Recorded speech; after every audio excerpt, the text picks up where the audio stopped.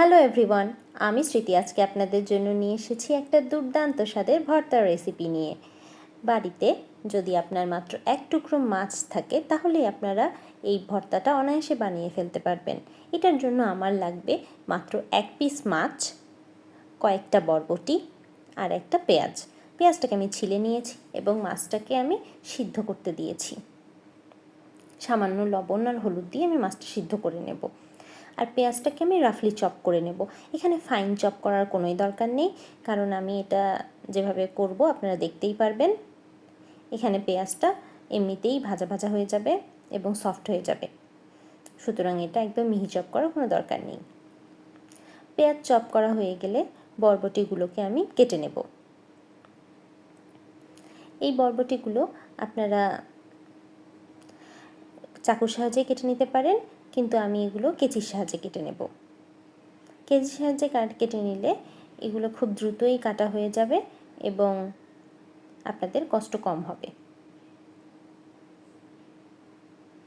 এই যে দেখুন, এটা বরবটি কাটার একটা খুবই ইজি প্রসেস। এই যে দেখুন, একদম খুব দ্রুতই এগুলো কাটা হয়ে যাচ্ছে। এগুলোকে মোটামুটি একটা স্টেপ করে আপনারা কেটে নেবেন। ছোট ছোট করে কাটা হয়ে গেলে আমি এগুলোকে আর ওয়াশ করব না, কারণ আমি প্রত্যেকটা জিনিস ওয়াশ করেই কেটে নিচ্ছি। এই জাতীয় সবজিগুলো আপনারা চেষ্টা করবেন ধুয়ে কাটার, কারণ আপনারা যদি এই সবজিগুলো কাটার পর ধুয়ে ফেলেন তাহলে এর মধ্যে থাকা যে নিউট্রিয়েন্টগুলো থাকে সেগুলো পানির সাথে ধুয়ে চলে যায়। তাই আপনারা এই প্রকারের সবজিগুলোকে সবসময় ধুয়ে কাটার চেষ্টা করবেন। আমার এগুলো কাটা হয়ে গেছে এবং আমি মাছটাকেও বেছে নিয়েছি। এখন এই মাছ, পেঁয়াজ আর এগুলোকে এক সাইড করে রেখে দেব। এখন কড়াইতে একটা কড়াই বসিয়ে এখানে সামান্য তেল দিয়ে নেব। তেলটা যখন গরম হয়ে যাবে তখন আমি প্রথমে বরবটি আর পেঁয়াজটা দিয়ে দেব। এর মধ্যে দেব 2 চামচ লবণ, হলুদ আর মরিচের গুঁড়া দিয়ে দেব 1 চামচ করে। এগুলোকে বারবার ঢাকনা দিয়ে তুলে উল্টে পাল্টে ভেজে নেব। এই পর্যায়ে গ্যাসের ফ্লেমটাকে আমি একদম লোতে করে রাখবো। একদম লো হিটে ঢাকনা দিয়ে ঢেকে ঢেকে উল্টে পাল্টে রান্না করে নেব। মাঝে মাঝে পেঁয়াজগুলোকে চেক করে দেখব পেঁয়াজগুলো সফট হয়েছে কিনা, এবং বরবটিগুলোকেও প্রেস করে চেক করে দেখব যে বরবটিগুলো ঠিকমতো সিদ্ধ হয়েছে কিনা।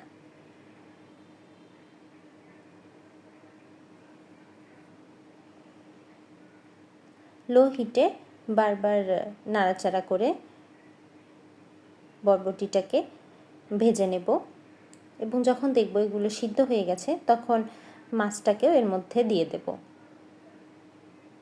মাছটা এর মধ্যে দিয়ে একটু নাড়াচাড়া করে ভেজে নেব।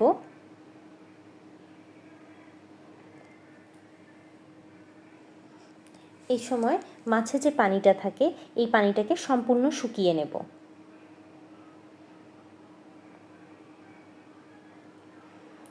দেখবেন যে মাছটা একটু লেগে গেছে, এই মাছটাকে তুলে নেব। যখন দেখবেন যে চুলার নিচ থেকে এটা লেগে আসছে তখনই বুঝবেন যে আপনার ভর্তাটা প্রায় হয়ে গেছে। একটু সময় নিয়ে বারবার উল্টে পাল্টে ভেজে নেব। একটা সময় দেখবেন কড়াই থেকে এগুলো ছেড়ে আসছে, তেমন কড়াইয়ের নিচে লাগবে না। ঠিক এই পর্যায়ে বুঝতে পারবেন যে মোটামুটি ভর্তাটা হয়ে গেছে। এখন আমি এটার উপরে 1 চা চামচ ভাজা জিরার গুঁড়া দিয়ে দেব। আর এই পর্যায়ে আপনারা একটু লবণটা চেক করে দেখবেন। আপনাদের যদি লবণ কম মনে হয় তাহলে একটু লবণ দিয়ে দিতে পারেন, কিন্তু এই 1 পিস মাছের জন্য আর সামান্য বরবটির জন্য 1 চা চামচ লবণই যথেষ্ট। এখন আমি একটা গ্যাসের ফ্লেমটাকে অফ করে দিয়েছি এবং একটা ডাল ঘুটনি নিয়ে নিয়েছি, সেটা দিয়ে আমি কড়াইয়ের মধ্যেই এই জিনিসগুলোকে একসাথে একটু মিশিয়ে নেব। এটা খুবই সফট হয়ে যায়, তাই বরবটিগুলো খুব ইজিলি এর সাথে ম্যাশ হয়ে যায়। এটা আপনারা শিলপাটা, ব্লেন্ডার অথবা বাটনাতেও করে নিতে পারেন। যে কোনো প্রসেসেই আপনারা এই কাজটা করে নিতে পারেন।